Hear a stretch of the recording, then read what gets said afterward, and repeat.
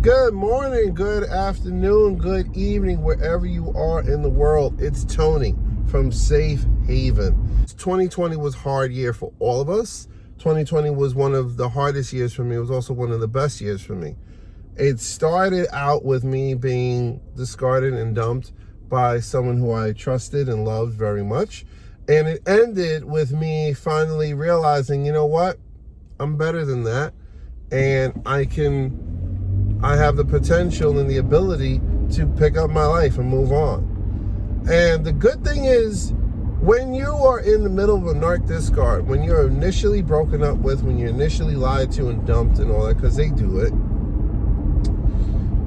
it's as if your whole world is coming to pieces. It's as if you think to yourself, I'm never going to love again.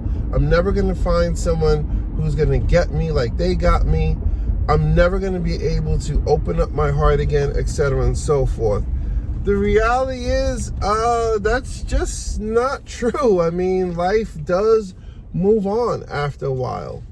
But you have to be intentional about your healing, right? You got to be intentional about staying grounded in the truth. You have to be intentional about connecting with fellow narc abuse survivors. You got to be intentional about having some kind of accountability partner, whether it's a therapist or a friend, or even if it's your journal. You have to be grounded and intentional about repeating truth to yourself, even when you don't want to believe it. You have to be intentional about focusing on your own self-healing, self-growth. There are plenty of good YouTubers out there who have tons, hours, I would say months, years even, of good content out there pertaining to narc abuse, pertaining to narcissists, pertaining to diagnosing what kind of narcissist you're dealing with, all that good stuff.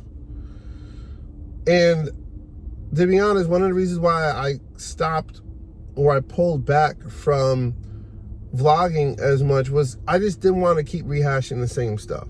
The same stuff is out there, maybe with a different twist, but generally it's the same information. With the holidays coming, or having come or having came, better, and with the old mantra of New Year, New Me, it's time to step back and say, you know what? How do I get better? The reality is, if you don't take responsibility for your own healing, and you don't take responsibility for undoing the trauma bonds, undoing the lies you've been told, or the lies you believed about yourself, about the relationship, if you're not intentional about that, you're going to spend the next year wallowing in self-pity, feeling hateful, angry, resentful towards your next. Now, I'm not saying take pity upon them or excuse them for their actions or, take responsibility for their bad choices, right? All I'm telling you is be intentional about your healing. Be intentional about staying grounded in the truth. Be intentional about loving yourself. The only way you can truly love yourself is if you stay in the truth. What is the truth? Well, the truth is all narcs have the same playbook. They get with you, they pump your head up with lies, and then when they're done with you, or they're bored with you, or you start to set boundaries and they start to realize that they can't play with you like they play with others, well, guess what? They ditch you into the dirt. And then they go get with somebody new. Now, some narcs can be highly abusive, in which they're mentally and verbally bashing you. Some narcs may not do that. Theirs is more mental, right? Some narcs will prevent you from seeing the children that you have with them. Some narcs will practically throw their kids on you. Or if it's kids you both have, they'll be more than willing to work with you because it benefits them. It gives them the ability to do whatever the heck they want, right? But generally, most narcs, all, if not all, I would say all narcs follow the same playbook. They take you, they lie to you, by love bombing you, and then when they're done with you, they kick you to the curb, and they're off with the next one. And then when they're done with that person, or that person starts to bore them, or that person starts to set boundaries, they come back to you. They start being sweet, kind, loving, all that good stuff.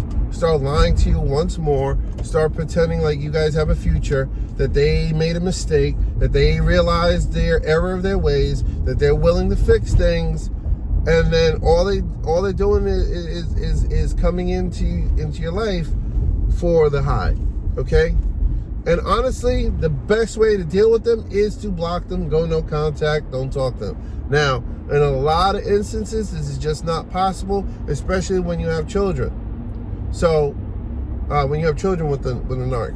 So, the next best thing is you got to do gray rock, or as I like to say, go low contact, in which you're only talking about the children, factual answers. Make sure you're documenting all your communications, whether it's through text message, certain text messaging apps like Google Hangouts or WhatsApp or whatever. Make sure you've got, stuff logged and archived, etc. and so forth, right? So you don't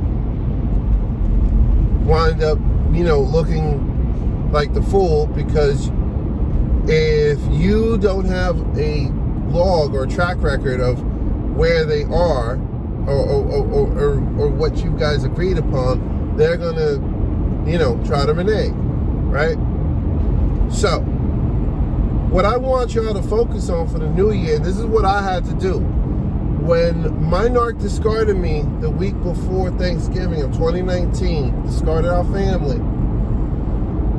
I went into, I guess you could say, monk mode for a couple of months. And what I did was I said, you know what, new year, new me.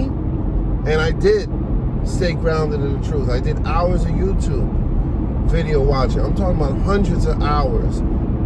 I watched all the, all the good people, the psychotherapists, the life coaches, etc. and so forth. I journaled, I cried, I broke through. And then I made a mistake. I let a Hoover happen, right? And then, months later, another Hoover happened. I made, the mistake I also made was I kind of dated too fast in the beginning, right? When I wasn't fully healed up, and I wound up, hurting people because of that. And if you're watching this video, I apologize, because that was not cool. What else did I do? What other mistakes did I make? Probably had a few too many conversations with this next that had nothing to do with business or children or whatever, right? And I also learned a lot, and I also made a lot of victories. Like, I got back on my grind with my career. I made the decision to move out of the place that we shared, just so I could get a fresh, clean slate, and I could start, doing a new chapter in my life. Started working on being more present with my children. What else? I did wind up meeting somebody who's pretty awesome and amazing, and we'll see where this goes. What else? I mean, there were a lot of victories. There were a lot of mistakes. There were a lot of victories. But the only reason why those victories came about was, and again, it's because I'm telling y'all from experience, I stayed in the truth. And even staying in the truth, I made mistakes. I accepted a Hoover. I didn't do no contact. I didn't do low contact. I didn't gray rock when I should have, right? I fed into certain, stories and lies. I got my vision clouded, right? I let some flying monkeys perch up on my windowsill and talk in my ear. I did, right? But the most important thing was I realized it. I got back on track, got my life back, and boom, I'm in a much better place now than when I was a year ago. And it's amazing how life can change for you in a year. Amazing. But you got to get committed to it. Same thing with anything else, whether it's paying off debt or getting physically fit, both of things which are two things I'm working on this year. They take time. They take more time than you think they will, but they also take less time than you think they will, because you got to be dedicated, right? You got to stay grounded. The only way you can stay grounded is if you stay in the truth. So, with that being said, for all the folks who are doing New Year, New Me, I hope this video helped y'all, gave y'all some practical tips, or, just some practical pointers. I'm not sure about the tips, but some practical pointers about how y'all can have a New Year, New Me. I wish nothing but blessings, health, and life on all my viewers. I'm grateful for all of y'all. I'm grateful for the fact that I grew like 10 times as large as I was in the summer. I'm grateful for how y'all have received me. And I'm even grateful for some of the feedback that y'all have given me, both, positive and negative, right? So with that being said, y'all have a good day. Stay blessed. In life, you're either going through it or growing through it. I hope this video helps y'all to grow through it. Have a good one, y'all.